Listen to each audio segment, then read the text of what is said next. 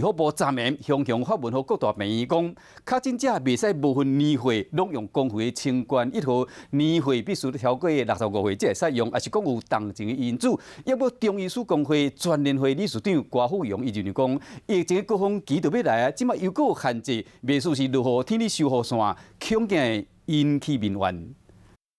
卫福部中药研究所昨日早请人举办记者会，发表台湾之光清冠1号、2号有治疗效果。不过，还未过一天，卫福部却宣布增加限制公费使用的对象。大间病院中医诊所昨暝收到卫福部公文，讲会调整清冠1号公费使用的对象，含西药抗病毒的药啊条件相同，要有重症风险的人，亲像老大人或者是慢性病患者。村内确诊者想要食清冠药啊治病，爱家己啉钱。这个消息出来哈，不是只有民众跳脚了，那医师也觉得就是他现说的这个条件也是比较笼统，很讶异啦，非常的讶异。会是7月4号，有去卫福部开了一场有关清冠1号适用范围的会议，当时并没有共识，结果现在我们却被通知了。雄雄安尼宣布，和中医全联会理事长拢讲起，公费清冠1号来看过去含即卖规定，13岁到64岁民众，若是判定确诊，中医师诊断需要食清冠，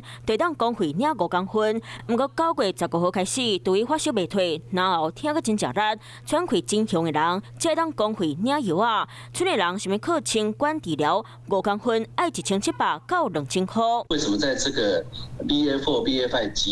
即将爆发之际，我想这个绝对不是民众之福啦！我想这可能有点误会了哈，因为先前没有明定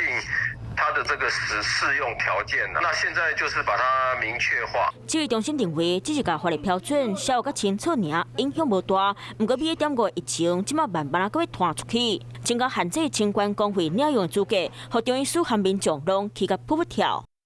Hello， 大家好，我是品轩。想要跟我一起品味生活中的大小事吗？一定要赶快打开华视的 YouTube 频道，按赞订阅，并且开启小铃铛哦。